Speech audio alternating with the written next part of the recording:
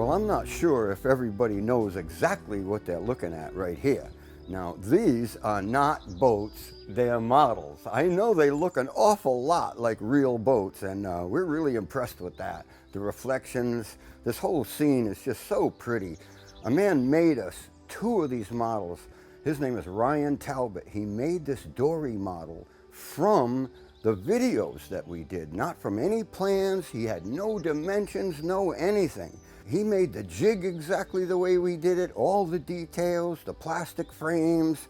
Oh my goodness, it's just really impressive that it would come out as nice as it has. And the other one that he made for me is an exact replica of the work skiff that we had built on video. Now, it is just as nice as the Dory one as well. It's really, really nice. The details in it are fantastic. He's got grain going around the breast hook and around the quarter knees. He must have gotten those out of bushes or something like that. Most beautiful thing I've ever seen. Every detail, like I said, is exactly the same as the way we built it. The methodology, all of it. Fantastic. I'm so impressed. We bought a little Johnson outboard motor for this one, and we're going to do a little bit of demonstration of docking and different things on the board right here. And the third model that you see out there is a model that I built of the 23-foot V-bottom skiff that we're presently building. So, you know, it's pretty impressive too. I love this. I built this about 7 years ago with super glue. Took me quite a while because I had to hold every piece down till it dried, but it worked really well. It didn't come apart or do anything, and I've had it forever.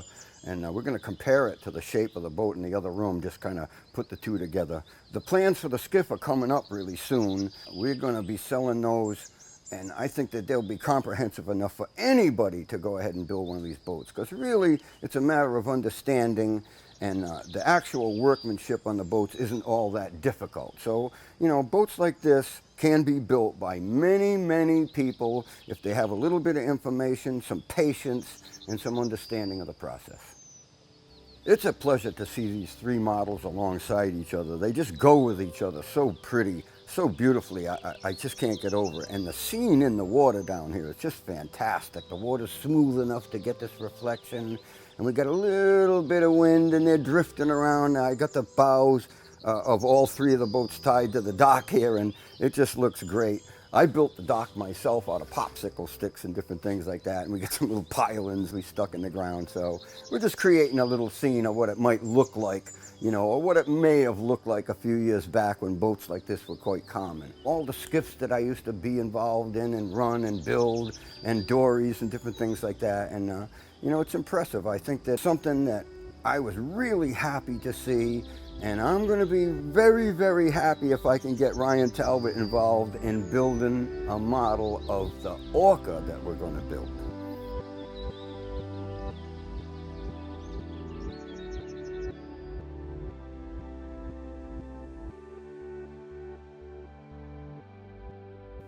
Well, we've hauled out our 3 models out of the water, and we've got them up here in our little boatyard here.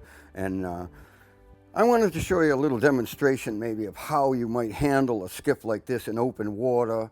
And I think in open water is the easiest way to learn how to handle one of these skiffs before you ever get near a dock, or any boat actually, whether it's twin screw, single screw, outboard, or otherwise. You go out in open water and you do a few maneuvers with it, and you kind of get the idea of what it does when you're backing down or different things like that. So the first thing I wanted to show you is that, you know, I think it's pretty self-explanatory when you get in a boat and put it in forward, what you might do. It's kind of like driving a car. You know, if you had a wheel, you turn the wheel to the starboard and you would go starboard. Well, it's the same thing really with an outboard motor, but, you know, in order to go to the starboard, you would turn the outboard motor to port, or the handle, and the boat would go to starboard like that. So obviously that's a pretty simple thing to get onto, but maybe reverse in boats like this is a little bit more difficult. You know, an outboard motor boat like this one isn't really all that hard to handle in reverse. As you back up, the boat follows the motor. If you're going straight, it just goes straight. If you turn the motor this direction, it's going to make the boat go this way. So basically all you're doing is following the outboard motor in any direction. And out in open water, it makes it really easy because you don't have any obstructions or anything to bang into anybody else's boat or ding up your own boat or otherwise. So basically, that's the situation. Now, another thing that I think is really important to know is how you would get the stern of the boat to go sideways without really going any distance forward or any distance aft. It's thrusting the stern of the boat towards the dock. Now, it's just a little bit tricky, but let me move the boat forward a little bit here now. Now, if I wanted the stern of the boat to go to port, what I would do would be I would get the boat going in reverse a little tiny bit. I'd go straight back, I'd turn the engine, hit neutral, and then hit forward, and the stern of the boat will go back that way, and I'm back where I started from. Now, if I wanted to do it again, I would just back up, I get a little way going in reverse, turn the motor, hit forward, and it goes again like that. So without really moving the boat forwards or aft, I'm just using a little way so that when I hit forward, the boat doesn't really go forward, it goes sideways. And that's the trick. In this particular case, we've got the lines already adjusted to the proper length. That may be exactly the way you do it every time, coming up to the same dock every time. You could do exactly that. Every line could be pre-adjusted so that you just put them on. In another situation, if you pulled up to a dock that you weren't familiar with, you might have the line made into a bowline. You might be handing the line to somebody else who could tie it onto the bollard themselves on the dock. There's all kinds of variables, but this is the way we're set up today. So if I was approaching this little floating dock with this boat right here, you know, it's a possibility that I might be coming in reverse. So as I back up, I'm going to point the motor the direction that I want the boat to go. And like I say, the boat follows the motor. If I turn the motor a little this way, the boat's going to follow it that way. If I turn the motor this way, it's going to follow it this way. Now we're approaching the dock, so I'm going to go straight. Then I'm going to start bringing the transom in towards the dock very, very gently and very slowly. Most all of this maneuvering would be done at idle speeds. Now we're backing up here, and I don't want to bump the dock right here, so I'm going to turn and hit forward a little bit and pull it over that way. Now I'm going to hit reverse again and keep backing up like this. And I'm going to try to parallel the dock, but I may not parallel it perfectly, and that's okay. As we back up further and I get very close to the dock, I'm going to pick up my first spring line, very important line, right there, and it's very close to the helm, so it's easy for me to reach that bollard on the dock, and then what I'm going to do then is turn the outboard motor a little bit and hit forward. Now, you just want to be careful that you don't turn it so much that you turn the skiff out this way, and you don't want to turn it so much that you would bang the stern of the boat into the pier.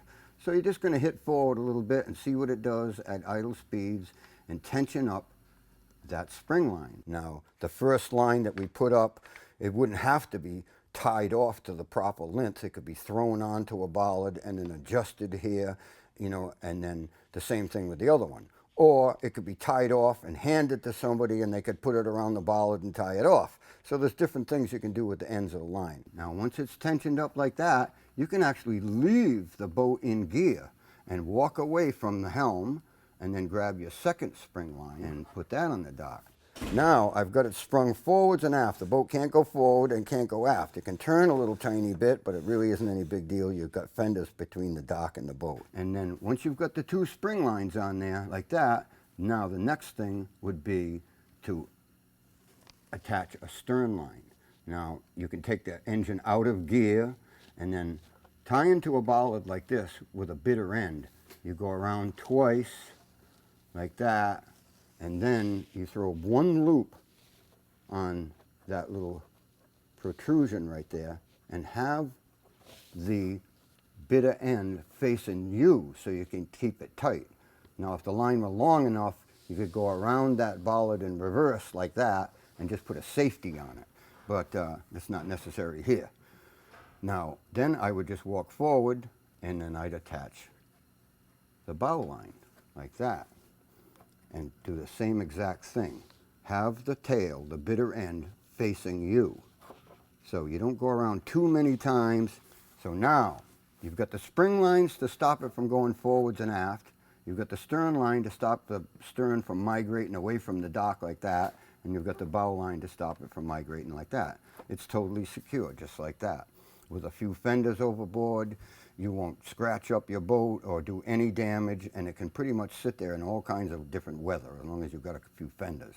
The other thing I did want to show you was a launch operator's spring, and that's a little bit different because they want to do it very quickly, and they're always at a floating dock like this. It wouldn't work really well if you were at a dock on a pier, but a launch operator would come into the dock one way or the other, either forward or reverse, and when he got close to that bollard, he would take a spring line and put it around that bollard quite tight like that.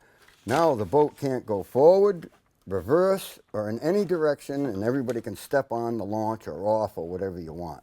I want to thank Ryan Talbot one more time because these models that he made are just fantastic. He made these from the videos. This boat right here, this model was made from the first video that we did on building that first work skiff. Now, it's a fantastic representation, everything about it.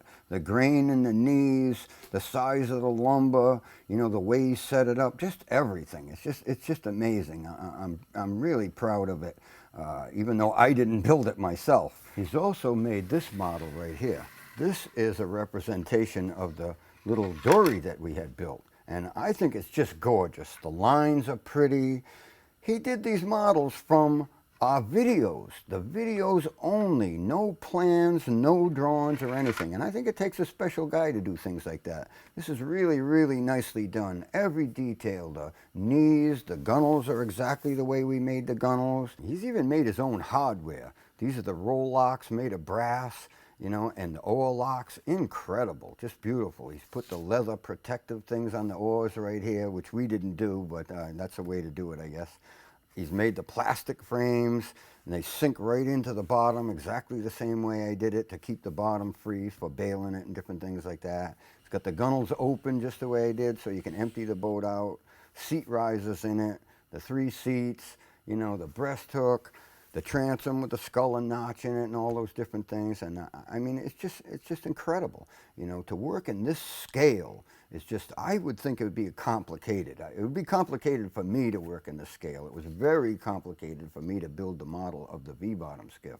So I know what he went through here. And believe me, he spent some time doing this right here. I think it shows that the videos were really kind of comprehensive, that there was enough information in those videos to actually build something like this, whether it's a model or full size. Maybe it wouldn't have exactly the same dimensions, but it's very, very close. I'm going to send this one back to him because he wanted to keep this one. He's very proud of this one, but he's given me the one of the skiff. And like I say, the guy's a fantastic model maker. We're going to ask him whether or not he would like to be involved in making a model of ORCA when we build ORCA as well. So these things are really, really nice. Now I'm also going to show you a model of the V-bottom skiff that I built. Now, this was quite a project for me right here. This was like 7 years ago I built this, and it's built with super glue. There's no fastenings in it or anything like that.